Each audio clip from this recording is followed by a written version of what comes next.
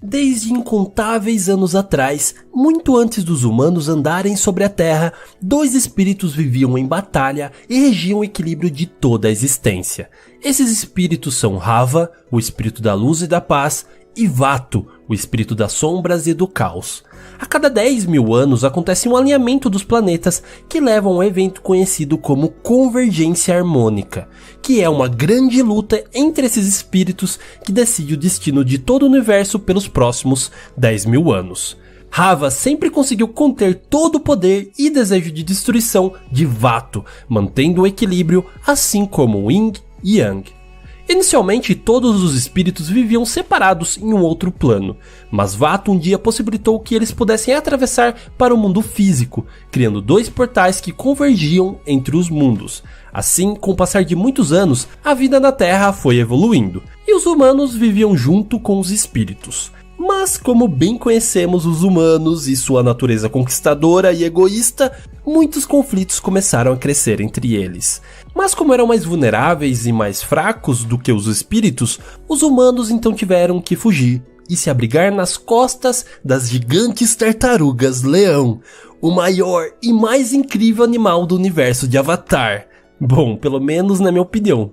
Ela é tão grande que seu coração equivale a 12 bisões voadores, a 12 apas. E ela é um dos únicos animais capazes de entender a fala humana e também consegue se comunicar telepaticamente. Além de dar abrigo e proteção, elas também detinham um dos poderes dentre os 4 elementos, e eram capazes de fornecer temporariamente esse poder aos humanos, para que assim eles conseguissem sobreviver à caça nas selvas dos espíritos, local onde eles viviam livremente. E com o poder do elemento, eles teriam mais chances de sobreviver nesse local, que era bem perigoso para os humanos. Porém, ao voltar para casa, eles tinham que devolver esse poder à tartaruga-leão. Isso se seguiu por tanto, mas tanto tempo que as tribos de cada tartaruga-leão se esqueceram da existência das outras. Assim, os humanos começaram a construir seus primeiros impérios e entre os mais fortes estavam as tribos que dominavam o fogo. Porém, essa também era a sociedade com mais desigualdade.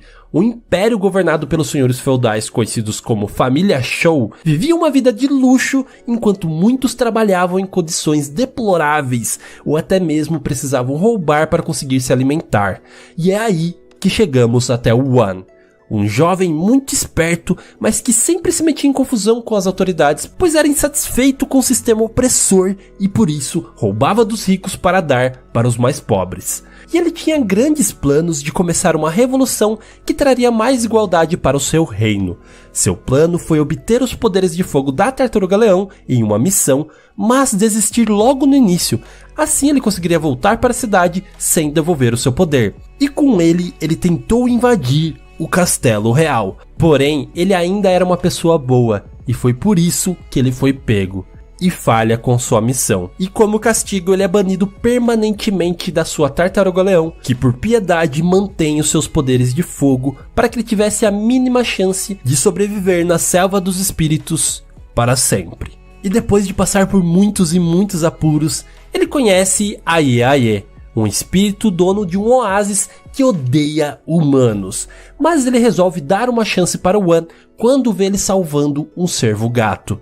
Ali ele convive com os espíritos por muitos anos e aprende muita coisa, inclusive a dominar de maneira correta o elemento do fogo, por meio da tão famosa técnica do dragão dançante. Inspirados por One, seu amigo mais próximo, Jaya, liderou um grupo de humanos que deixaram a Tartaruga-Leão para viver uma vida mais digna nas florestas dos espíritos utilizando o poder do fogo. Afinal, se o One conseguiu, eles também conseguiriam. Porém, diferente do One, eles não tiveram uma relação boa com os espíritos. Eles sofreram muitos ataques e diminuíram muito em população. Os que restaram desenvolveram uma rivalidade inevitável com os espíritos, destruindo suas florestas e criando batalhas cada vez piores. Um dia, enquanto One vagava à procura de outras tartarugas-leões, ele se deparou com dois gigantes espíritos em uma luta que destruiria todo o vale. Esses espíritos eram, claro, Rava e Vato. Mas sem saber da sua história, Vato consegue persuadir o One a libertá-lo, dizendo que Rava estava aprisionando por muitos e muitos anos. Ingenuamente, Wan acredita naquela mentira e usa o seu poder de fogo para separá-los, liberando Vato e condenando o mundo à destruição. Arrependido, ele oferece ajuda a Rava, que sem escolha, pois estava cada vez mais fraca, decide ajudar o Wan a dominar os outros elementos. Afinal, essa seria a única maneira de combater Vato. Mas temos um problema. Nenhum humano era capaz de dominar mais do que um elemento. Para conseguir isso, Wan precisou da ajuda de Rava. As tartarugas-leões conseguiriam dar o seu poder usando o corpo de Rava como conexão de energia para passar esse poder para o Wan. E assim, eles conseguem dominar os 4 elementos. E nesse estágio, Rava já estava muito fraca, e a convergência harmônica está prestes a acontecer. Wan então viaja junto com Rava para a conexão do mundo espiritual, e atravessando, lá estava Vato. Então, eles começam uma batalha. Wan utiliza de todos os seus poderes, mas mesmo assim, ele está longe de conseguir enfrentar o grandioso poder que Vato acumulou enquanto estava livre. Como uma última tentativa de salvar o destino do mundo, Rava une-se ao corpo de Wan. Porém, era muito provável que todo esse poder logo o mataria. Mesmo assim, Wan decide que iria se sacrificar para ter a mínima chance de conseguir derrotá-lo. E no momento do alinhamento dos planetas, Wan consegue absorver a energia dos portais e entra no que seria o primeiro estado Avatar, unindo-se permanentemente em corpo e espírito com Rava. Usando os 4 elementos ao mesmo tempo, ele consegue prender Vato e empurrá-lo para dentro de uma árvore no centro do campo de batalha, aprisionando seu corpo ali para sempre. Não sei se para sempre é a palavra certa, mas por muito tempo. Conseguindo assim vencer finalmente Vato, Wan toma uma decisão. Ele decide fechar os portais para o mundo espiritual, fazendo com que todos os espíritos voltassem ao seu mundo. E ele acreditava que os humanos se separando dos espíritos, a guerra acabaria.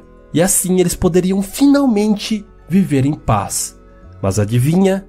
Os humanos continuaram batalhando entre si. Wan promete continuar o seu legado como Avatar, lutar sempre pela paz e pelo equilíbrio no mundo.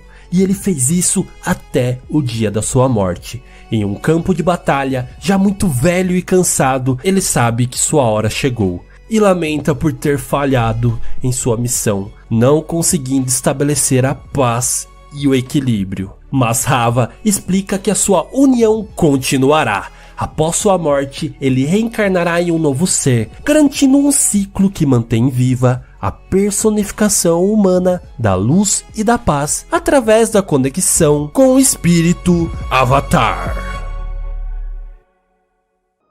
Logo, quando a convergência harmônica acabou e os espíritos já não habitavam mais o mundo físico, a vida dos humanos passou por uma grande mudança. Além de deixar as tartarugas-leões e começar a viver pela Terra, muitas pessoas começaram a adquirir os poderes dos elementos. Não é deixado claro na série, mas aparentemente cada grupo que seguiu junto após deixar a sua tartaruga-leão desenvolveu o poder do elemento que ela carregava, já que era o mais próximo que eles já haviam experimentado. E assim nascem as nações da Terra, Fogo, Água e Ar. E mesmo que muitos ao redor do mundo adquirissem seus poderes, poucos eram capazes de utilizá-lo de forma plena. Mas com o tempo, os humanos conheceriam os mestres naturais de cada elemento. Ninguém sabe utilizar melhor os poderes elementais quanto os mestres naturais. Assim que os humanos devem aprender com eles se quiserem dominá-lo da forma correta. Os mestres naturais do ar são os bisões voadores, do fogo são os dragões, da terra são as toupeiras texugo e da água é a própria lua. É importante ressaltar que no início a dominação dos elementos não era algo usado para lutas e guerras como vemos sempre na Era de Aang. Sua proposta inicial era um desenvolvimento espiritual e físico diretamente ligado com a energia dos seres e seu estilo de vida, como uma filosofia base para cada povo. Então vamos conhecer a história de cada uma dessas tribos.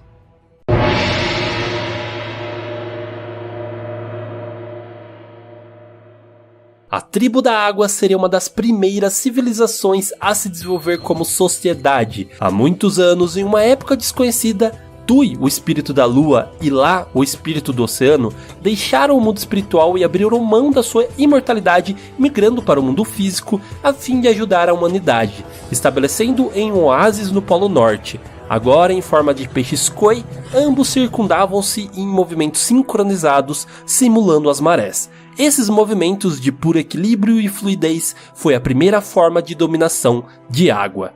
E foi justamente nesse oásis onde começaram a viver os primeiros habitantes da tribo da água. Os ancestrais conseguiram aperfeiçoar suas dominações observando os movimentos de Tui e de Lá, podendo experimentar um grande avanço no uso de seus poderes, entendendo que a lua os faz mais poderosos e que os peixes koi são extremamente importantes para manter o equilíbrio do mundo todo.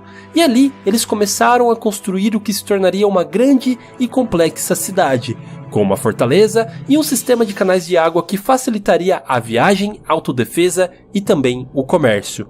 No entanto, após uma agitação civil, um grande grupo de guerreiros, dobradores de água e curandeiros viajaram para o Polo Sul, onde firmaram o seu novo lar.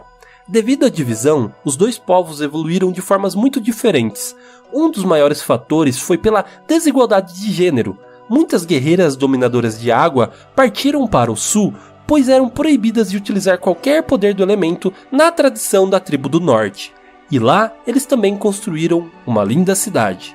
Mais tarde, em um pântano perto da tribo do sul, também cresceria uma pequena e estranha população de dobradores de água pouco conhecida. Eles desenvolveram técnicas únicas que dominavam os cipós e a vegetação, e isso os ajudariam a viver no meio daquele bioma.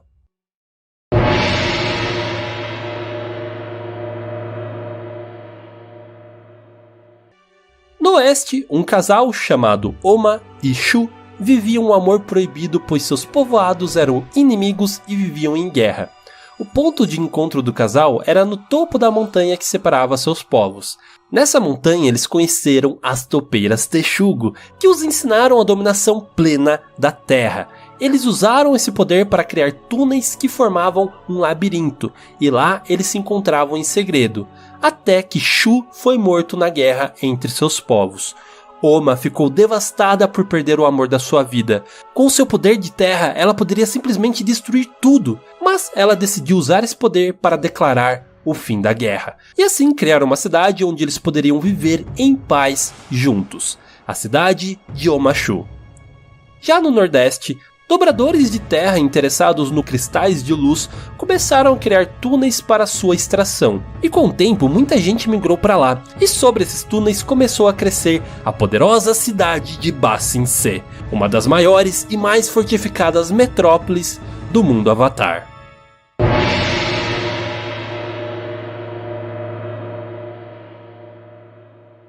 Já os nômades do ar não se desenvolveram muito tecnologicamente. Seus ancestrais vieram da tribo de uma tartaruga-leão. Os monges que lá viviam desenvolveram uma vida de harmonia com os espíritos e respeito a todas as formas de vida. Eles receberam o título de nômades do ar depois que as tartarugas-leões renunciaram aos seus papéis como protetores da humanidade e eles tiveram que vagar pela terra. Assim, eles viajaram muito e se estabeleceram em 4 templos do ar espalhados pelos 4 cantos do mundo.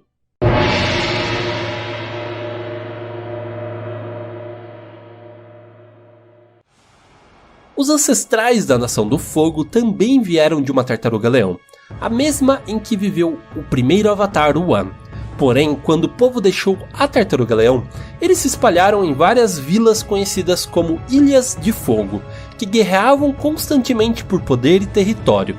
Elas eram controladas pelos chamados Senhores da Guerra, e entre os mais infames e tiranos estava Tos, que cobrava grandes tributos anuais de todas as aldeias sob o seu controle. Ele era tão perverso que quando uma aldeia recusou pagá-lo, ele sequestrou suas crianças como forma de punição.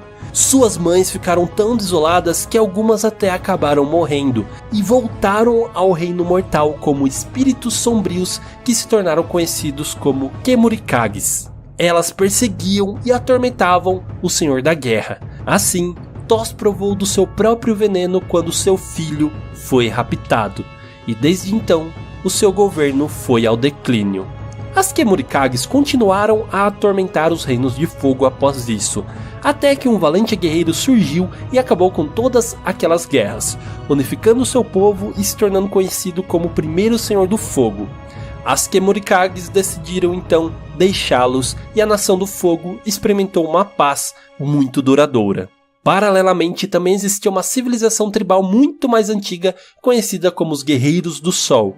Eles tiveram um desenvolvimento completamente diferente da Nação do Fogo, afinal, aprenderam a dobra de fogo junto com os dragões, os verdadeiros mestres do elemento. Por isso, a sua filosofia a respeito do domínio do fogo é muito mais pura e espiritual. Sem falar que eles foram responsáveis por preservar a espécie dos dragões. Afinal, para a Nação do Fogo, a maior prova para se tornar um mestre do fogo era matando um dragão, o que não faz nenhum sentido.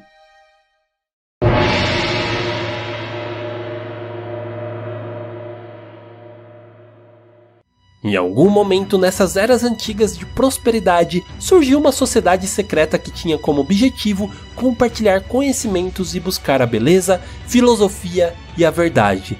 Ela era formada por sábios de todas as 4 nações, e as disputas e guerras não interferiam em sua união. A Ordem começou como um clube onde esses mestres antigos poderiam desafiar um ao outro em cima da mesa de Paixô. Um jogo muito antigo aparentemente criado pelos espíritos na era de Rava. E por isso, o Lotus branco é além de uma das peças, mas também uma formação no tabuleiro usada para identificar outro membro da Ordem e assim mantê-la secreta. Desde a morte de Yuan, existiu muitos e muitos avatares. Cada avatar novo pode se comunicar com os espíritos dos seus antecessores, pedir conselhos e buscar sabedoria. Mas quanto maior o intervalo de tempo entre os avatares, mais difícil fica a comunicação entre eles. Por isso, a história que realmente conhecemos são apenas de alguns avatares com que Aang, Korra e Kyoshi tiveram contato. O mais antigo que conhecemos é Zeto, que tem sua história contada em um livro e por isso não tem imagens do que eu vou falar.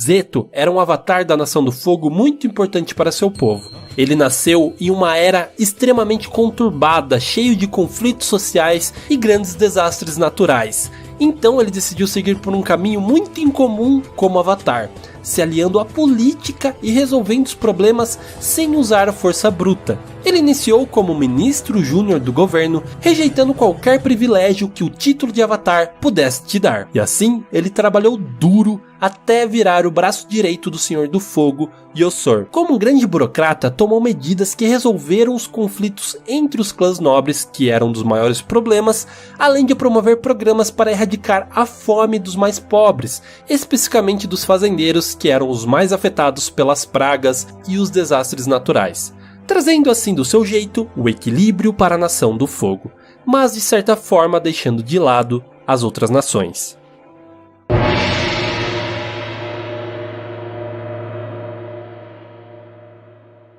Quando Zeto morreu, o Avatar reencarnou em Yang Chen, nascida no Templo do Ar do Oeste. Mas não se engane pelo seu estereótipo de nômade do ar pacífica. Afinal, ela entendia que, como Avatar, não devia se privar aos ensinamentos dos monges e precisaria fazer o que fosse preciso para conseguir trazer a paz e o equilíbrio do mundo, mesmo se isso fosse contra tudo o que ela aprendeu com os ensinamentos dos monges. Em uma cidade costeira, os cartomantes locais haviam previsto uma tragédia vinda do mar que atacaria a cidade naquela noite. Assim, ela viajou até a cidade e esperou a tal ameaça. E à meia-noite emergiu do mar um espírito que exalava uma dor e ira tão grande que podia ser sentida fortemente pela Yang Chen.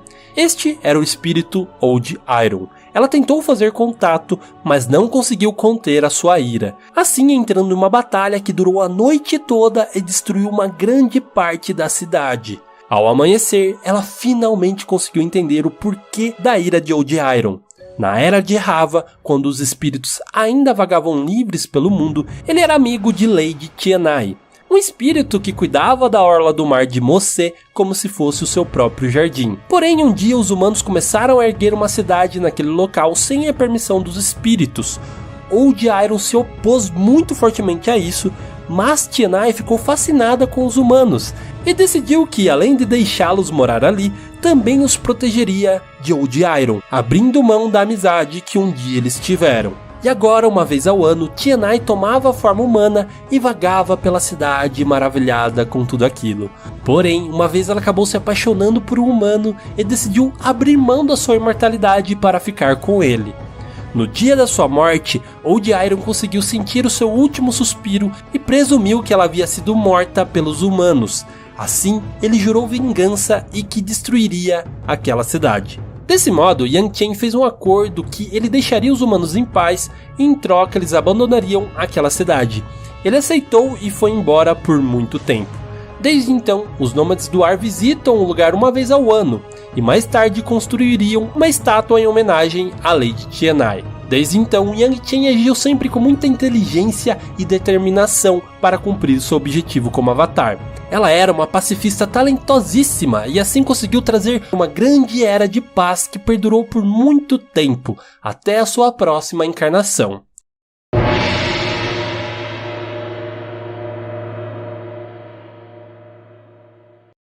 E quando ela morre, nasce na tribo da Água do Norte o Avatar Kuruk. Ele era um dobrador muito talentoso, porém um pouco fútil. Seu legado foi manter a paz que Yang Chen já havia instaurado no mundo. Então, tirando alguns problemas com os espíritos corrompidos, ele teve muito tempo livre para viver uma vida de realizações pessoais.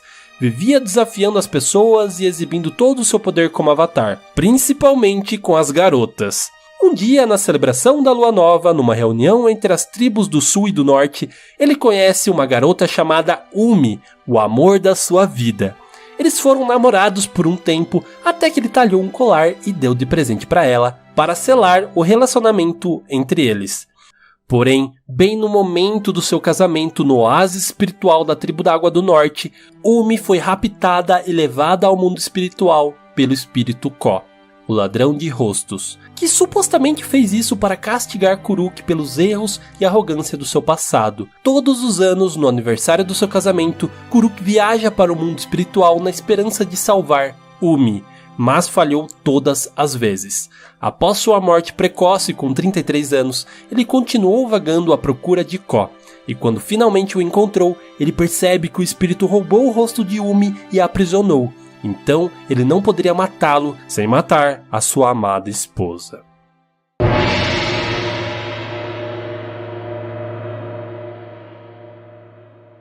Quando Kuruk morreu, o Avatar reencarnou em Kyoshi, no Reino da Terra. Ela era uma guerreira extraordinária, muito alta com um pé gigante e foi considerada a mais velha por viver 230 anos. Ela acreditava que só a verdadeira justiça poderia trazer a paz, e não teria problemas em matar os inimigos para atingir esse objetivo. Ela vivia em constantemente guerra com um conquistador poderoso, mas orgulhoso chamado Qin. Para resolver toda essa treta, ela simplesmente decidiu deslocar uma parte de terra para assim criar uma ilha, mais tarde conhecida como a Ilha Kyoshi. Porém, naquele dia, Qin, que se opunha a ela, recusou dar um passo para trás e acabou caindo do penhasco de terra instável e morrendo junto com seu orgulho, da maneira mais boba possível. Desde então, o seu povo culpa o Avatar pela morte do seu líder, e todo ano eles festejam o dia anti-Avatar. Kyoshi também é responsável pela criação das Forças Especiais da Ili, uma força policial secreta composta por agentes poderosos criada por ela para proteger a herança cultural de Ba Sing Se.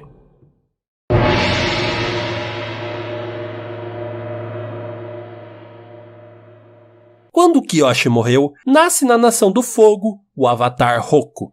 Nesse mesmo dia também nasce Sozin, o príncipe da nação.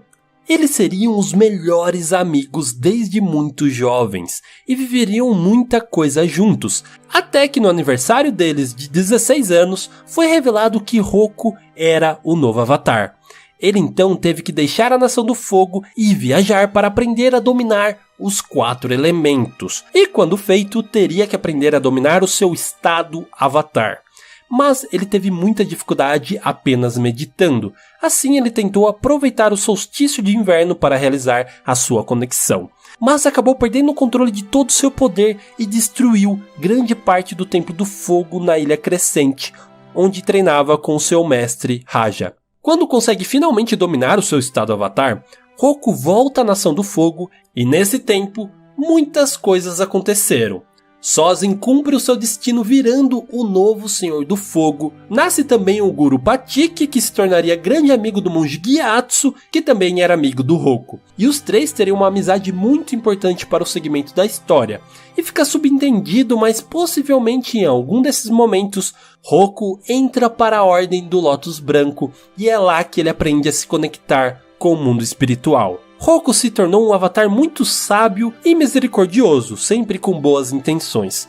Porém, seu amigo de infância Sozin, ao contrário, era muito ambicioso. Ele queria que a Nação do Fogo abrangesse todo o mundo, e com isso tinha planos de conquistar e colonizar as outras nações. Claro que Roku se opôs fortemente a isso, e quando viu a primeira conquista sobre o Reino da Terra, ele teve que voltar à Nação do Fogo e se opor a Sozin, tendo uma batalha que acabou destruindo parte do Palácio Real. Roku ganha a luta e naquele momento ele poderia ter impedido Sozin de continuar o seu plano. Mas acabou que ele resolveu poupar a sua vida por toda a amizade que um dia eles tiveram. 25 anos depois desse acontecimento, Roku vivia uma vida simples em uma pequena comunidade em uma ilha. Porém, um dia uma gigantesca erupção que acabaria com toda a vila começou. Roku usou todo o seu poder como avatar para tentar detê-la, mas ela estava muito forte. Sozin conseguiu ver essa erupção muito de longe e decidiu ir ajudá-lo. Os dois juntos ganham tempo para que os outros se salvassem, porém um gaze de ar venenoso atinge Roku. E nesse momento, Sozin vê a oportunidade perfeita para tirar a oposição do avatar aos seus planos de dominação imperial. E assim, ele vai embora com seu dragão e deixa que Roku morra sozinho. Assim que Roku morreu, o Avatar reencarnou em Aang. Desde muito pequeno ele sempre foi muito habilidoso e também muito esperto, e foi basicamente criado pelo monge Gyatso, que acima de tudo era um grande amigo do Aang. Gyatso levava o Aang para todo tipo de festival e todo tipo de cultura ao redor do mundo. E isso seria muito importante para a formação do que seria o Aang, porque ele conheceria diversas pessoas de diversas nações, como o Bumi da tribo da Terra, que eles brincariam nos sistemas de transporte de Omashu, e também o Kuson da tribo do Fogo, e esse seria o nome que ele usaria para ficar infiltrado na tribo do Fogo muitos anos depois. E apesar dele ser uma criança bem feliz, algo estava para acontecer. Os monges queriam quebrar a tradição de falar com 16 anos que o Avatar era o Avatar e começar a treinar Aang com apenas 12 anos, porque eles acreditavam que uma grande guerra estava a caminho. Gyatso, ao contrário, acreditava que o Aang devia ter uma infância normal, feliz, com tempos livres, para ele ter uma formação plena como ser humano e também como avatar. Então os outros monges acreditavam que a influência do Gyatso estava fazendo mal para o Aang e para todos os planos que eles tinham e decidem separá-los. E é isso que deixa o Aang mais triste. Ele já estava com todo o peso do mundo em ser o avatar, as outras crianças já não olhavam ele com a mesma cara, então ele fica devastado. E é aí que ele toma a decisão de fugir do seu templo.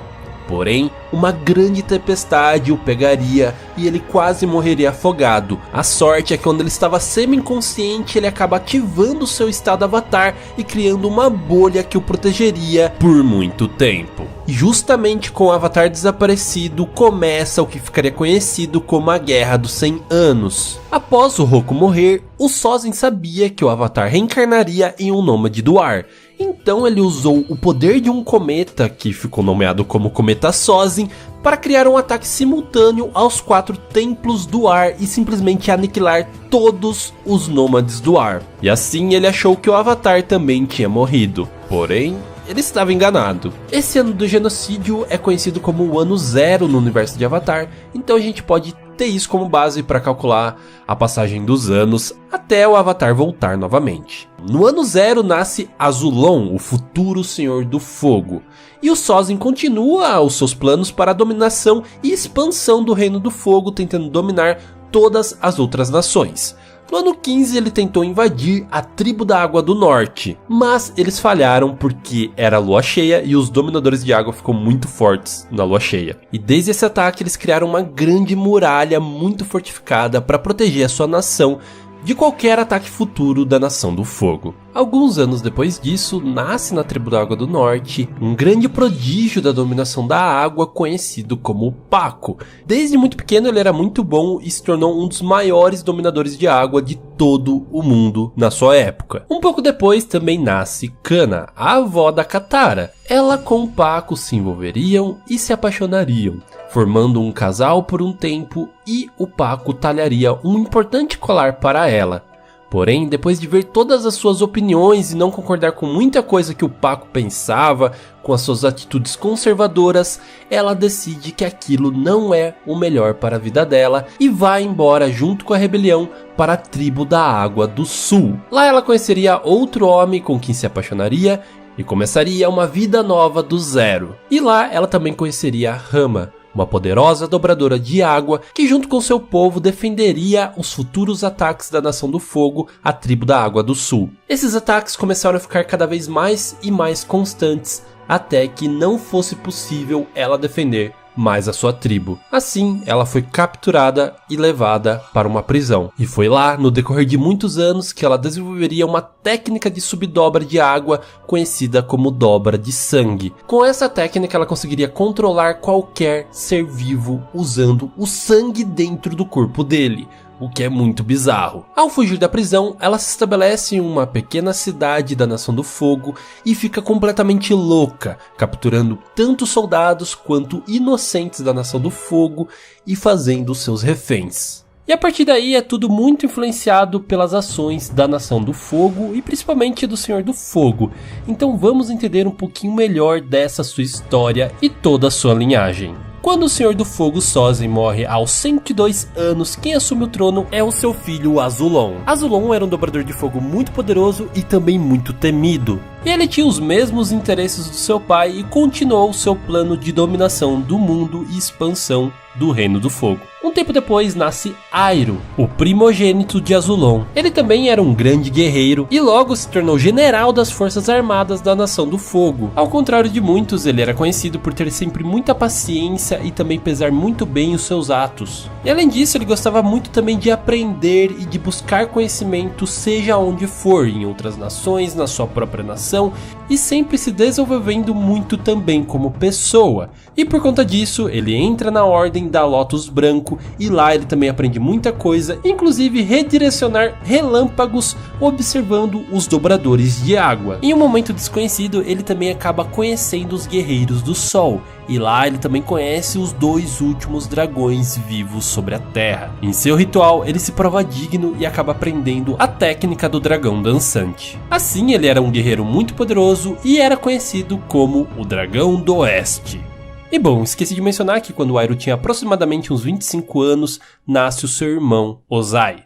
Em uma pequena cidade da Nação do Fogo nasceria também Ursa, a neta do Avatar Roku. Desde muito pequena, ela era uma amiga íntima de um garoto chamado Iken. E no começo da sua vida adulta, os dois se apaixonariam perdidamente. E o Iken acabou pedindo ela em casamento, e ela aceitou, e eles viraram noivos. Porém, o Senhor do Fogo Azulon tinha um plano meio estranho de ter uma descendência com a neta do Roku. E assim, ele meio que obriga ela a se casar com o seu filho Ozai. E quem claramente fica muito furioso e tenta impedir isso de toda forma, mas ele não consegue, afinal ele estava lutando contra o próprio Senhor do Fogo. E assim, Ursa acaba se casando com Ozai e tendo 2 filhos com ele. Zuko era o mais velho, porém também era o mais indefeso. Ele não dominava tão bem assim a dobra de fogo e também era muito mais protegido pela sua mãe, enquanto Azula sempre o importunava e também era muito mais forte do que ele. E muito mais louca também, né? Vamos combinar.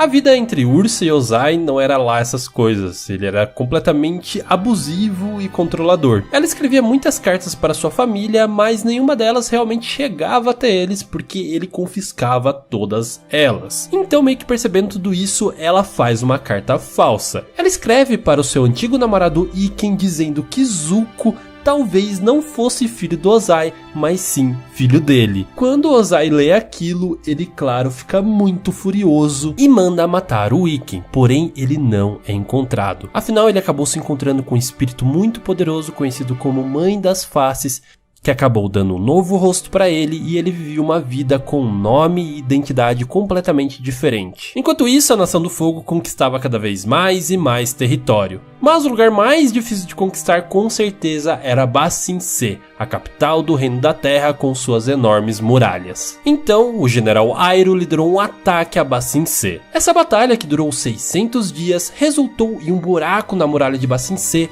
um feito que nunca foi visto antes, mas também resultou na morte do filho de Iroh. Lu Ten morreu em batalha com apenas 20 anos. Essa perda foi com certeza o maior trauma na vida de Iroh, e desde então ele se aproximou cada vez mais da sua parte espiritual, se envolvendo mais com a Lotus Branco, chegando a ser uma espécie de líder na ordem e conseguindo se conectar também com o mundo espiritual, atrás dessa redenção em questão da morte do seu filho. E apesar de tudo, o seu pai Azulon entendeu o lado de Iroh e ficou muito sentido com o que aconteceu com ele, dando todo o suporte para ele viver esse luto do seu filho. Porém, Ozai não pensava da mesma maneira. Ele acreditava que o seu irmão Iroh não era capaz de ser o próximo Senhor do Fogo e ele tinha planos para que ele conseguisse virar o próximo líder da nação. Quando Ozai questiona isso com seu pai Azulon, ele fica indignado e diz que irá matar o seu primogênito, que seria o Zuko, para ele sentir na pele a dor que o seu irmão estava passando. E o pior é que ele não estava brincando. Então Ursa age rapidamente para conseguir salvar o seu filho que ela tanto amava e acaba envenenando lentamente Azulon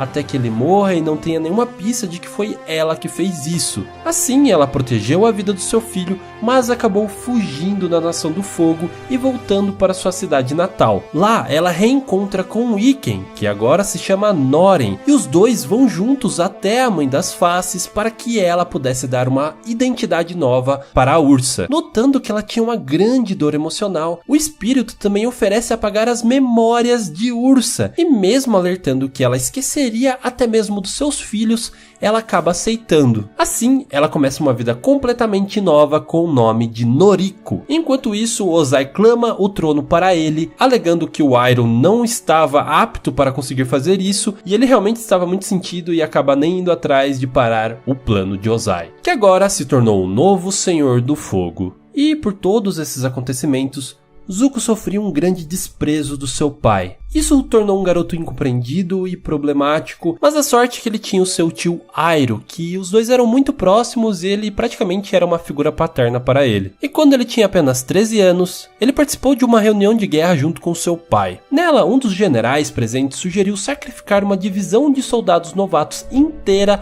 apenas para atrair soldados da Terra em uma armadilha. Zuko percebeu que aquilo não estava certo e protestou contra ele. Assim, o seu próprio pai Ozai o desafiou a um Agni Kai, que é uma espécie de um ritual e um duelo na Nação do Fogo. Zuko então achou que ele iria enfrentar o general de qual ele havia falado, mas na verdade quem ele enfrentou foi o seu próprio pai. Quando ele o viu, ele apenas caiu de joelho, implorando perdão para o seu pai e não soltou nenhum golpe contra ele. Ozai achou aquilo um insulto e um grande sinal de fraqueza imperdoável, e como lição ele acabou queimando o rosto do seu próprio filho e, além disso, o baniu da Nação do Fogo. Desde então, Zuko acredita que ele teria que fazer um feito muito grande para conquistar de volta o respeito do seu pai. Assim, ele tinha um plano de capturar o Avatar que está há 100 anos desaparecido e entregar para o seu pai, e assim finalmente obter o seu perdão. E assim chegamos finalmente ao que seria o início do desenho em si. Estão todos prontos? Então, vamos lá!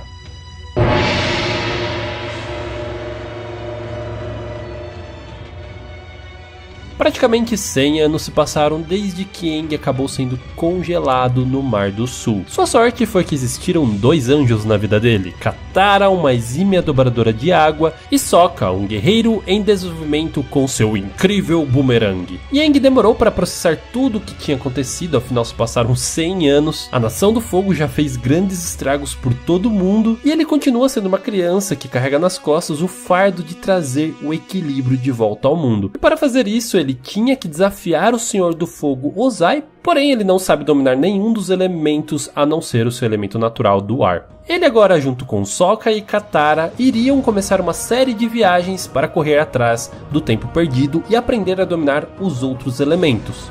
E sem falar do príncipe Zuko, que não sairia do pé do Aang e sua turma e causaria muitos e muitos atrasos e muitos problemas inúmeras vezes. Eles decidem ir então ao Templo do Ar do Sul, onde era a casa do Aang. Lá ele encontra tudo melancolicamente vazio, mas o que mais o afeta é encontrar o cadáver do monge Gyatso. Ele entra em estado avatar e destrói uma parte do templo. A única coisa boa que realmente aconteceu ali foi que o Aang conheceu o Momo, e desde então ele acompanhou a turma na sua jornada. Enquanto isso, pela boca do Zuko, o General Zhao toma conhecimento de que o Avatar realmente voltou. A segunda parada do nosso trio é na tão formosa Ilha Kyoshi. Lá o Aang acaba ficando bem famoso e a Katara fica até com ciúmes dele. E o Sokka acaba tendo a sua primeira apaixonite no desenho, uma das duronas guerreiras Kyoshi conhecida como Suki.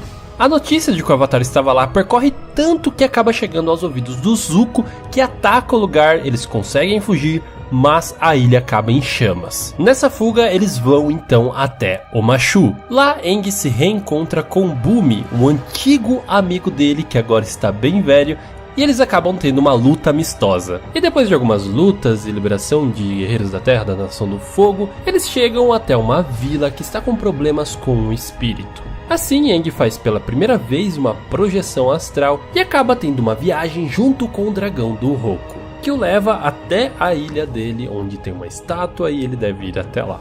No final ele acaba entendendo porque aquele espírito estava tão bravo e acaba contendo a sua ira, e ele era nada mais do que um panda muito bonitinho. Assim o Aang vai até a ilha do Roku, porém seu templo é guardado por simpáticos guardiões do fogo. Ótimo, eu sou o Avatar. Nós sabemos.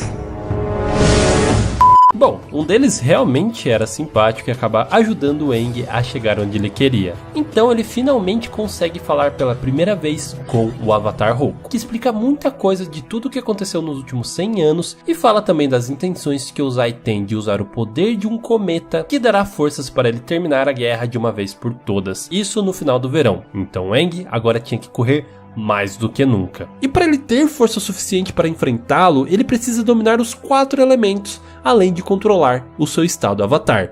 Então, é melhor correr, meu querido Avatar. Incomodado pelo fato de ter que dominar todos os elementos em menos de um ano, Katara começa a ensinar o que ela sabe para ir adiantando. Porém, enquanto eles estão em outra cidade para comprar suprimentos, Katara se depara com um pergaminho de dobra de água no meio de tesouros de alguns piratas. Esse pergaminho é essencial para ajudar Katara e Aang a evoluírem juntos na dominação do elemento. Enquanto isso, Aang, Katara e Sokka chegam a uma cidade da Nação do Fogo que está hospedando um festival. Eles estavam em busca de um dobrador de fogo que pudesse ensinar Aang. Então, eles conhecem um desertor da nação, um homem chamado Jeong-Jeong, que se posicionou contra o exército da Nação do Fogo e viveu para contar história. Ele é um mestre de dobra de fogo poderoso e não afiliado à Nação do Fogo. Parecia perfeito. Infelizmente, Aang tem dificuldades em manter a autodisciplina necessária para dobrar o fogo com segurança e acidentalmente queima a Katara, fazendo com que ele crie um bloqueio mental para conseguir dobrar o fogo novamente. No entanto, isso leva a Katara a descobrir que ela possui uma incrível habilidade de poder de cura. Então o almirante Zhao chega para lutar contra Aang. Zhao também foi aluno de Jeong-Jeong e ele sempre demonstrou ser um homem com pouco autocontrole. Aang então aproveitou disso para contra-atacá-lo, fazendo com que ele queimasse o seu próprio navio. Depois disso, o grupo viaja em direção da tribo da Água do Norte, onde são recebidos calorosamente por seus cidadãos. Aang e Katara tentam se tornar alunos e aprender os ensinamentos do mestre Paco, o melhor mestre dobrador de água da tribo da Água do Norte. No entanto, ele era um senhor muito conservador e teimoso. Ele se recusa a ensinar uma mulher, no caso a Katara, até que durante um combate entre eles, ele percebe o pingente no colar que a Katara sempre usava. Era um presente da mãe dela, mas Paco reconhece, era o mesmo colar que há muito tempo atrás ele deu para sua noiva. Paco, percebendo o que fez com que sua amada o abandonasse e impressionado pelas habilidades que Katara tem, ele muda de ideia e torna-se o seu mestre. Enquanto isso, o tio Iroh ajuda Zuko a fingir a sua morte e entrar sorrateiramente no navio-chefe de Zhao enquanto sua frota parte para o Polo Norte. À medida que a armada da Nação do Fogo se aproxima da tribo da Água do Norte, os cidadãos lutam para estabelecer as suas defesas. Aang então é levado até o oásis espiritual e entra em seu estado avatar para ir em busca dos espíritos. Contudo, Zuko chega e sequestra o corpo indefeso de Aang pouco antes da Nação do Fogo começar o seu ataque. Os dobradores do fogo conseguiram se infiltrar na fortaleza da tribo da Água do Norte e invadir a cidade.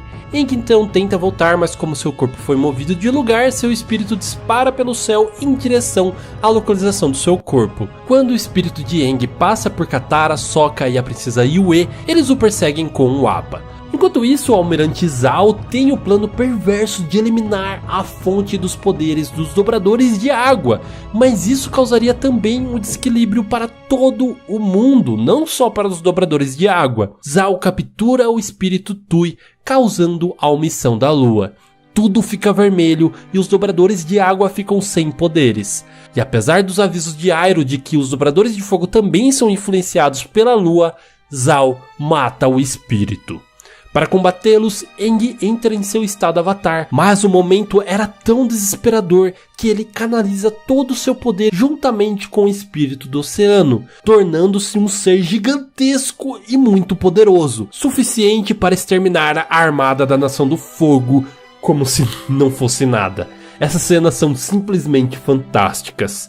Então é revelado que o espírito da lua tocou a princesa Yue quando ela era apenas um bebê. Ela estava muito doente e quase morrendo, então ela deu um pouco da sua própria vida. Yue não tem outra opção, era seu destino. Ela se despede de Sokka e sacrifica sua vida terrena para restaurar a vida do espírito da lua. Para finalizar, Zhao foi então puxado para baixo da água pelo espírito do oceano e lançado ao mundo espiritual para vagar pela névoa das almas perdidas por toda a sua eternidade como punição de seus crimes. Enquanto isso, o Senhor do Fogo Ozai convoca a irmã do Zuko, Azula, para caçar o seu tio e irmão traidor e fazer com que eles não consigam capturar o Avatar. E assim terminamos a primeira temporada.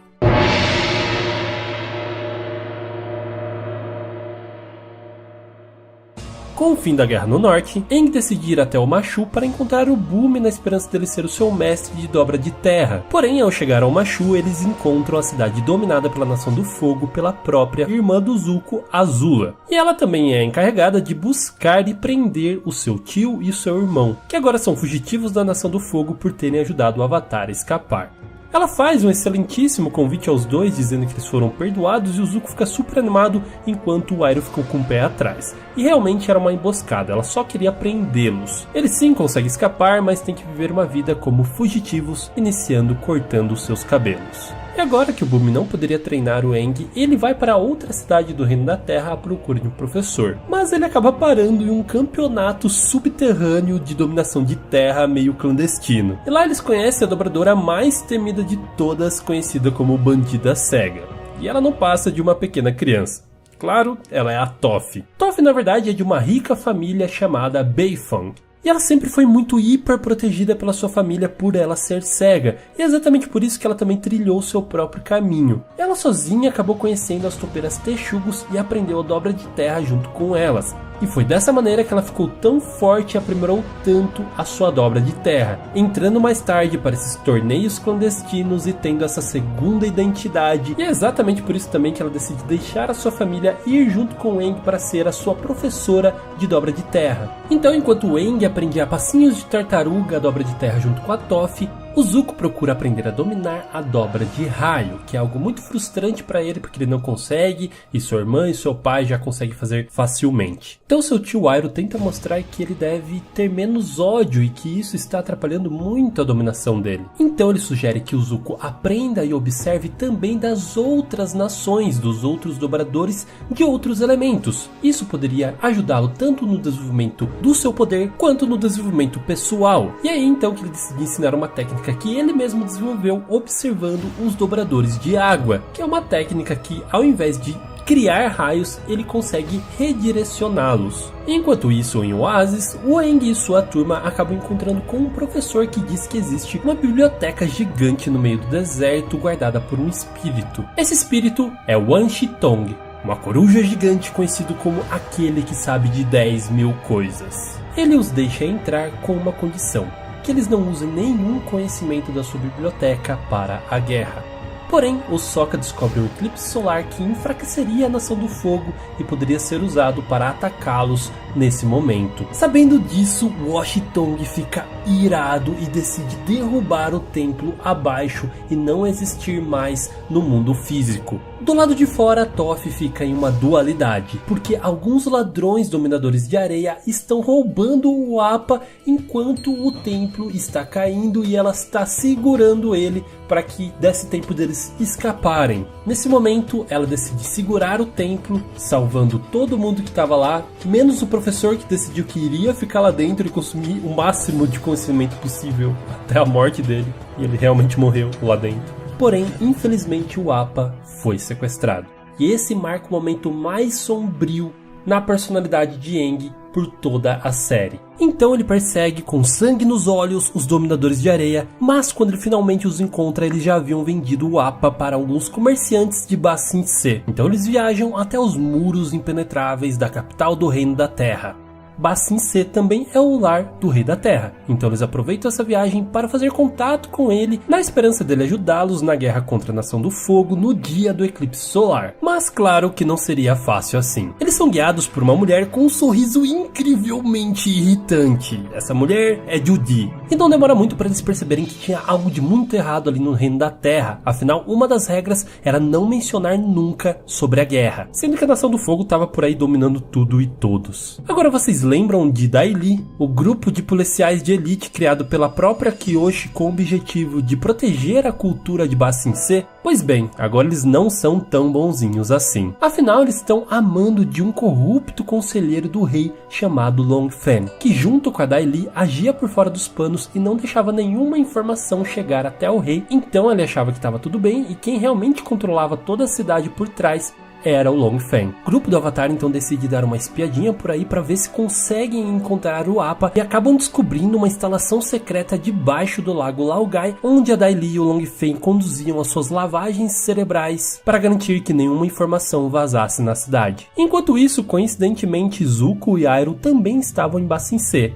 Agora o seu tio tinha uma casa de chá e eles estavam tentando recomeçar a vida de um jeito mais simples, sem pensar muito em batalhas e essas coisas. Porém, a natureza de Zuko não deixou que isso perdurasse por muito tempo. Ele segue pistas que o levam para esse lugar onde está o Appa aprisionado. Então ele pensa em usá-lo como chantagem para capturar o Avatar, mas então seu tio aparece e ele fala que ele deveria na verdade libertar o Bisão. E por incrível que pareça, o Zuko concorda e libera o Appa. E dessa forma possibilitando que o Aang pudesse reencontrar com seu tão amado Bisão voador. Então seu próximo passo foi tentar avisar o Rei da Terra sobre o eclipse e pedir para que ele ajudasse nessa guerra. Porém ele nem sabia que existia uma guerra e o Long Fen estava junto fazendo a mentin dele, então ele não acreditou no Avatar. Mas por sorte ele topou fazer uma viagem junto com eles, onde eles mostraram toda a realidade que ele nem sequer sequer sabia que existia, assim descobrindo todas as mentiras de Long Fen e finalmente o prendendo. Enquanto isso, o Zuko acaba desmaiando e entrando em um estado febril muito intenso. O Iroh acredita que o que ele está sofrendo na verdade é um conflito interno que precisa ser resolvido. Ele precisa achar a sua verdadeira identidade, pois ao mesmo tempo que ele carrega o peso de ser o príncipe do fogo e querer mais do que tudo ter o perdão do seu pai,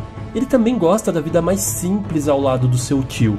E tudo isso se interliga com a sua relação com o Aang, que mais tarde iríamos descobrir que o próprio avô do Zuko seria o Avatar Roku. E isso explica de uma maneira que supera a barreira física a verdadeira relação que existe entre os dois. Um pouco mais tarde, o Aang viajaria até o Templo do Ar do Leste para encontrar o Guru Patsik, que treinaria Aang para ele conseguir entrar em seu estado Avatar, atingindo o domínio total de liberação do seu chakra. Ele lentamente consegue liberar todos, mas acaba enfrentando problemas em liberar o último. Afinal, para isso, ele precisava abrir mão de todos os seus apegos terrenos, incluindo as pessoas a quem ele amava. E ele, principalmente pensando em Katara, não consegue liberá-lo. Ele sente que Katara está em perigo e abandona o seu treino e vai diretamente para Ba Sing Se para tentar ajudá-la. E no meio desse tempo, a Toph acaba sendo pega também pelos caçadores de recompensa que seus pais contrataram. Eles aprendem uma caixa de metal, subestimando todo o poder que ela tem. Ela, muito desesperada e irada querendo sair dali, acaba percebendo que existem pequenos fragmentos de pedra que compõem o metal. E assim, ela consegue dobrar o metal daquela caixa e escapar, sendo a criadora da técnica de subdobra de metal. Mas ela não foi a única capturada. Nesse meio tempo, lá em Ba Sing Se, Azula e suas amigas conseguem se filtrar no reino disfarçadas como guerreiras Kyoshis, dizendo que são amigas do Avatar. Ela rapidamente toma controle da Dai Li e também captura a Katara e o Zuko. Os dois ali acabam conversando um pouco e veem que tem mais em comum do que eles pensavam. A Katara realmente se sensibiliza pela história do Zuko e ela está disposta a usar a água que ela ganhou do oásis espiritual do Polo Norte, que é extremamente curativa, para remover a cicatriz no rosto do Zuko. Mas nesse momento o Aang chega junto com o Iroh e o Iroh implora para que Zuko considere o que ele realmente quer para o seu futuro: esquecer de tudo que aconteceu e seguir para um caminho de paz e de luz, ou então continuar na escuridão que toda a raiva e mágoa acumulada da sua vida trouxe para ele. E infelizmente ele decide atacar o Avatar. E assim começa uma grande batalha entre eles. E durante a batalha o Aang finalmente consegue entrar em seu estado Avatar, mas logo é atingido por um raio desferido pela Azula, que praticamente o mata em seu estado Avatar, cortando a sua conexão com os seus antepassados. Iroh então decide ajudar o Avatar, atrasando o tempo suficiente para que eles conseguissem escapar. E logo a Katara usa a água do oásis espiritual para basicamente reviver o Aang, que continua inconsciente e muito debilitado, e por ter ajudado o Avatar, Azula captura imediatamente o seu tio Iroh, que agora vira um prisioneiro da Nação do Fogo.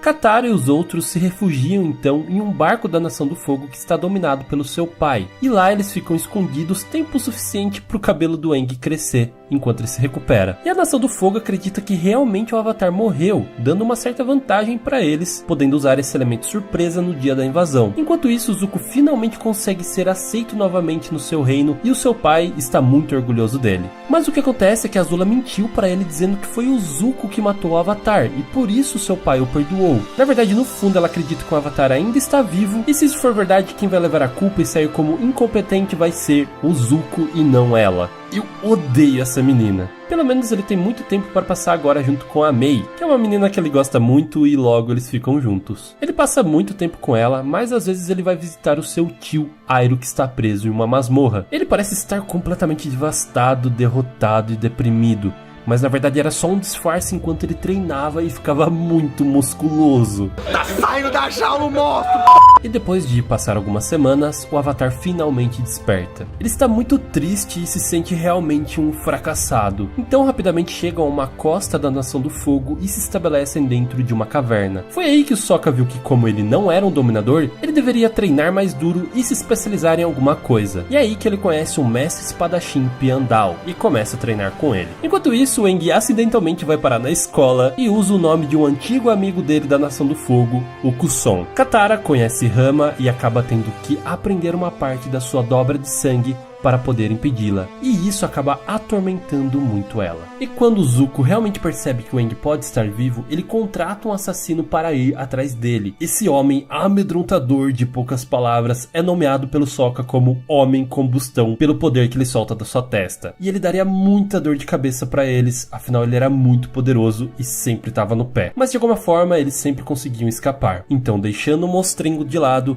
finalmente chega o dia do eclipse. E a boa notícia é que eles acumularam amigos durante suas viagens que os ajudam no dia do ataque, como os dobradores de água do pântano, o mecanicista do Reino da Terra e os soldados da tribo da Água do Sul, liderado pelo pai do Sokka e da Katara, o Hakoda. Eles juntos conseguem ter sucesso na missão, mas ao chegar no Palácio do Senhor do Fogo, ele não está lá. Ele acabou se escondendo e quem fica lá é a Azula, que só ganha tempo para o eclipse acabar e eles falharem na missão. Nesse meio tempo, o Zuko acaba aprendendo muita coisa sobre ele, sobre o seu passado, e também que ele era neto, pela parte de mãe, do próprio Avatar Roku. Isso faz questionar todos os atos que ele já teve contra o Avatar, e finalmente admite para ele mesmo que quem é o verdadeiro vilão da história é seu próprio pai. E assim ele se opõe abertamente a ele, dizendo que o Avatar estava vivo e que ele iria se juntar e juntar forças com o Avatar contra a Nação do Fogo. E de repente o eclipse acaba e o Ozai ataca o seu filho, mas ele consegue redirecionar o raio que o pai solta nele usando a técnica do seu tio Iroh, que por acaso conseguiu fugir da prisão depois de ficar muito maromba. E com a volta do poder de fogo eles acabam recuando e fugindo. Zuko vai então até o time Avatar à procura de perdão e querendo ajudar o Avatar a dominar o fogo. E depois de ele lutar muito para isso e muito desentendimento, ele acaba ganhando um pouco da confiança do time Avatar. Então, o mais rápido possível, eles vão atrás de aperfeiçoar as suas dobras de fogo. E para isso eles acabam em uma antiga civilização supostamente morta, conhecida como os Guerreiros do Sol. E lá eles descobrem que na verdade eles ainda existem, e mais, ainda existem 2 dragões sobreviventes ali. E é junto com eles que eles aprendem a técnica do dragão dançante, e são aprovados no ritual pelos 2 grandes dragões, e aprendem que o fogo também é uma fonte de vida e não só de destruição, dominando da forma mais pura a dobra de fogo. Porém o tempo já era muito curto. Eles descobrem que o Senhor do Fogo pretende usar o cometa Uzai para dominar Ba Sing Se e todo o Reino da Terra. Nessa ansiedade, o Aang fica muito perturbado, principalmente pelo fato de todo mundo falar que ele teria que matar o Sr. Uzai para conseguir restabelecer o equilíbrio, mas esse ato era completamente o oposto de tudo que ele havia aprendido como monge. Então ele decide de todas as formas tentar uma maneira de solucionar isso sem ter que matar o Senhor do Fogo. Então um dia ele sonha com uma misteriosa ilha e no outro dia ele acaba parando no meio dessa ilha. Mais tarde ele descobriria que essa ilha na verdade é uma tartaruga-leão, um dos animais mais antigos e surpreendentemente sábios de Avatar. Enquanto isso, Ozai mexe as peças e nomeia Azula como a Senhora do Fogo. E não é porque ele confia tanto assim na filha dele e vai se aposentar. Afinal, ele se autoproclama o Rei Fênix, o governante supremo do mundo. Agora, para usar o poder do cometa, ele envia uma frota de naves diretamente para o Reino da Terra. E é nesse momento que os integrantes da Ordem da Lotus Branco deixam a sua imparcialidade para trás e se juntam para batalhar contra a Nação do Fogo, liderados pelo Iroh. Ele, junto com Bumi, Jong-Jong, o Mestre Paco e o Mestre Piandao, consegue deter todos os ataques da Nação do Fogo e liberam Ba Sing Se. Enquanto isso, Sokka, Toph e Suki, uma das guerreiras Kyoshis que se juntou ao último Avatar, conseguem derrubar várias naves e atrasar o ataque ao Reino da Terra. Zuko e Katara acabam enfrentando a Azula, que nesse momento já está perturbadamente louca, e acaba desafiando o Zuko para um Agni Kai, mas ela acaba jogando sujo, atacando a Katara, e o Zuko tenta defendê-la e fica bem ferido. A Katara então luta contra a Azula e epicamente consegue prendê-la, e dando tempo rapidamente para ela conseguir curar o Zuko também do seu ferimento. Enquanto isso, o Aang vai enfrentar o Senhor do Fogo Ozai. O cometa Sozin finalmente chega e ele usa todo esse poder para enfrentar o Aang, que ainda não consegue voltar a dominar o seu estado Avatar e tenta resolver da melhor forma possível essa batalha. Porém, no ataque do Ozai, o Aang acaba se chocando com uma grande rocha exatamente no ponto da cicatriz que a Azula deixou nele. Esse choque fez ele conseguir se reconectar com suas antigas encarnações e recuperar a ligação com o espírito Avatar. Ele consegue então entrar finalmente no estado Avatar e domina tranquilamente a batalha contra Ozai. Se ele quisesse, ele poderia ter finalizado o Ozai naquele momento, mas ele decidiu fazer algo diferente, algo que ele aprendeu com a tartaruga leão. Imobilizando Ozai, colocando uma mão em sua testa e a outra em seu peito, Aang é a primeira pessoa a realizar a dobra de energia, removendo permanentemente a dobra de fogo do Senhor Ozai, fazendo com que ele jamais pudesse novamente usar o seu poder para trazer a desordem e a desigualdade ao mundo. Aang dessa forma conseguiu trazer da forma mais honrável possível o equilíbrio de volta ao mundo.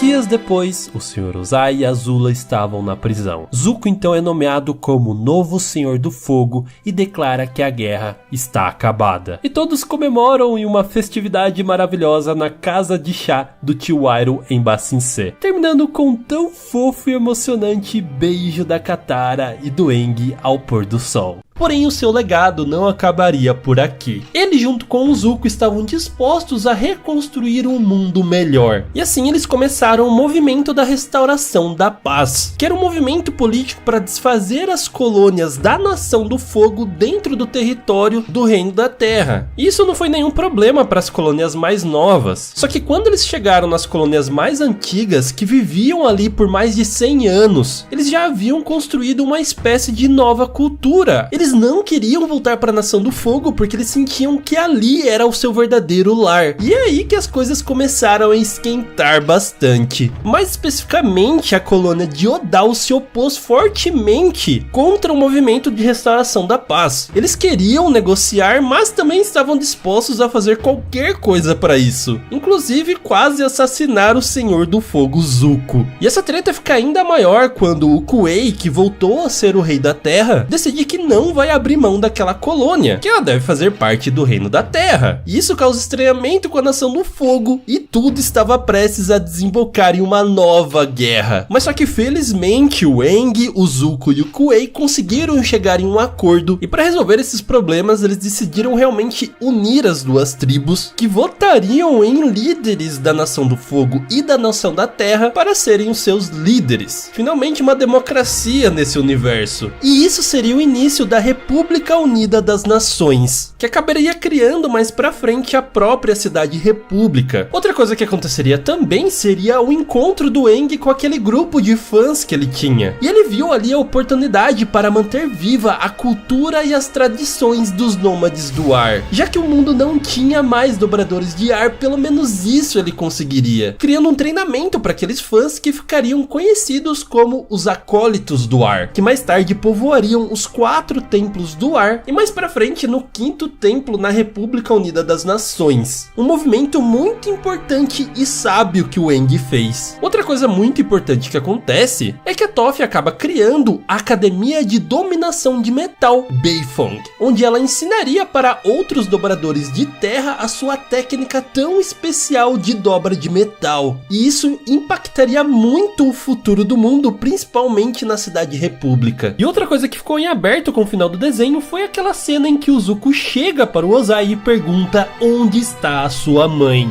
Enfim, um ano já havia se passado de tudo isso. Eles estavam numa espécie de palestra com um sábio do Reino da Terra, quando ele toca no assunto família, e isso comove muito o Zuko. Afinal, seu pai tá preso, a sua irmã é uma completa maluca e a sua mãe está desaparecida. Então ele decide levar a sua irmã para ver seu pai, afinal fazia muito tempo que eles não se viam, e tenta criar uma relação melhor com eles. Mas claro que isso não dá nem um pouco certo. A Azula continua bem doidinha e pior, ela consegue escapar da camisa de força. Então o Zuko, seguindo ela, chega até o esconderijo do Ozai que ele nem sabia que existia. E lá dentro estavam todas as cartas da sua mãe. Porém a Azula acaba queimando todas elas, guardando apenas uma. Então agora somente ela tinha pista da onde a sua mãe poderia estar. Dessa forma eles são obrigados a trabalhar juntos com a Azula, mas claro, com muita cautela, e é claro que ela tenta fugir. Só que ela acaba tendo uma alucinação vendo o reflexo da sua mãe na água, dizendo que ela não devia fazer aquilo, que ela estava muito confusa. E no meio de tudo isso, eles começam a lutar também contra um espírito de um lobo. Muita treta, eles conseguem resolver. Mas quando eles vão finalmente descansar e a Azula acaba dormindo, o Zuko vê que tem uma carta ali com ela que ela não queimou. E essa era exatamente a carta que falava que ele não era filho do Ozai, mas sim filho do Iken. O que era na verdade uma mentira que ela fez apenas para ver se o Ozai estava interceptando as cartas dela. Mas o Zuko, coitado, não tinha como saber nada disso. E claro que ele fica extremamente devastado. Porém, eles tinham que seguir em sua missão. Eles chegam finalmente ao povoado onde sua mãe nasceu, são interceptados por um casal e depois vão até a mata e se encontram com a mãe das faces. Ela acaba explicando tudo o que tinha acontecido com a ursa e eles entendem que aquele casal que recepcionou eles era na verdade a própria ursa e o Iken. Então eles voltam correndo pra lá porque a Azula na verdade queria matar a sua mãe. Isso sempre foi o plano dela, porque ela tem muitas alucinações com a sua mãe e ela acha que matando ela isso seria resolvido. E ainda por cima ela poderia usar aquela carta que testemunhava que o Zuko não era filho do Senhor do Fogo, dando a chance de ela tomar o trono e se tornar a Senhora do Fogo. Então o Zuko consegue chegar primeiro lá, revela que ele é o Senhor do Fogo e que ele é filho dela. Só que antes deles continuarem, a Azula chega quebrando tudo e eles começam de novo a batalhar e o Zuko novamente consegue derrotá-la. E ela fica perplexa do porquê ele não acaba com ela logo, sabe? Ele já teve essa chance antes, mas ele disse que ele recusou porque ele tinha esperanças de melhorar a relação conturbada que eles sempre tiveram. Isso mexe bastante com a Azula, que foge para a Floresta do Esquecimento e ela nunca mais é vista. E o Aang consegue trazer a Mãe das Faces até ali na aldeia e ela devolve todas as memórias e também o rosto original da ursa. E ela finalmente conta toda a verdade pro seu filho, principalmente revelando que aquela carta na verdade era mentira e que ele era sim um filho verdadeiro do Ozai. E dessa forma ele conseguiu continuar e progredir como um ótimo Senhor do Fogo, criando uma época de paz onde o mundo e a tecnologia pôde se desenvolver. Os anos se passaram e uma revolução industrial pôde ser vista. Haviam grandes indústrias, carros, prédios, aviões e Cidade República era o centro de tudo isso. E claro que não foi só a cidade que cresceu, mas também a linhagem dos nossos personagens. O Aang, claro, acabou ficando com a Katara e teve 3 filhos. O Bumi, que nasceu sem o poder de alguma dobra, a Kia, que era dobradora de água e passou a sua vida aprendendo a arte da cura por meio dela, e finalmente o Tenzin, o primeiro dobrador de ar a nascer há mais de 100 anos. A Toph, por sua parte, passou um tempo viajando e ensinando a dobra de metal e posteriormente fundou a polícia da Cidade República. E ela acabou também tendo 2 filhas, a Lin e a Suin. A Lin, que seguiria os passos da sua mãe, se tornando a próxima chefe da polícia da Cidade República, e a Lin já era mais espírito livre, então ela acabou sendo banida e fundou a sua própria cidade, Zaofu. E na real não temos pistas de com quem a Toph teve essas 2 filhas, mas muita gente teoriza que foi com o próprio Sokka, e isso seria muito legal. O problema é que a gente não sabe quase nada do que aconteceu com o Sokka no futuro. A gente sabe que ele acabou se tornando o chefe da tribo da Água do Sul e estava diretamente ligado à parte política da Cidade República junto com o Aang. O Zuko também acabou tendo uma filha, a Izumi, e a gente também não sabe com quem ele teve ela. Talvez com a Mei, não sei. Mas sabemos que no futuro ela seguiria os passos do seu pai e se tornaria a próxima Senhora do Fogo. E um evento importante quando o Aang tinha 40 anos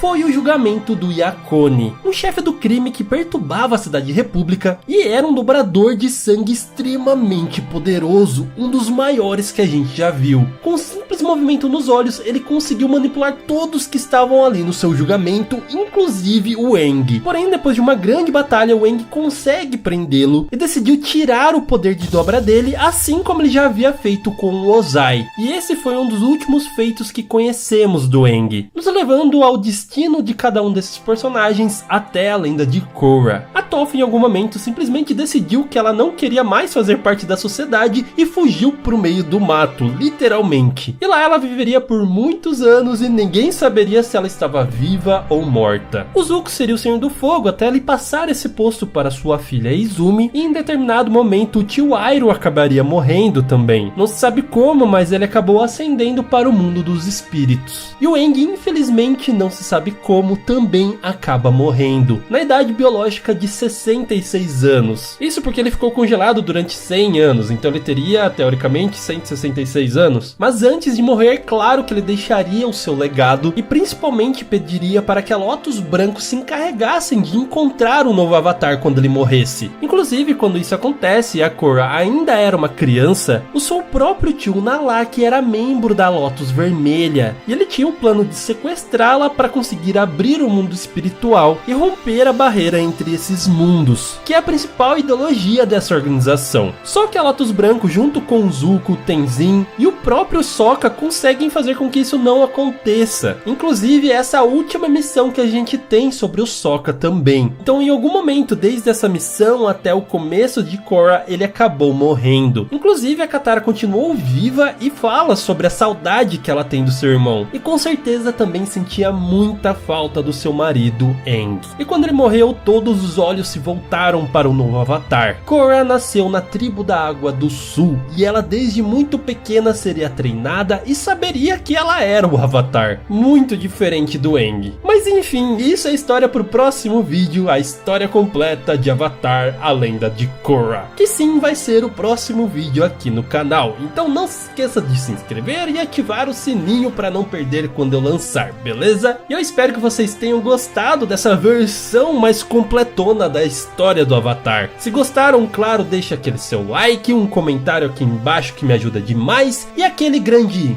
beijo no seu coração de melão, e tchau!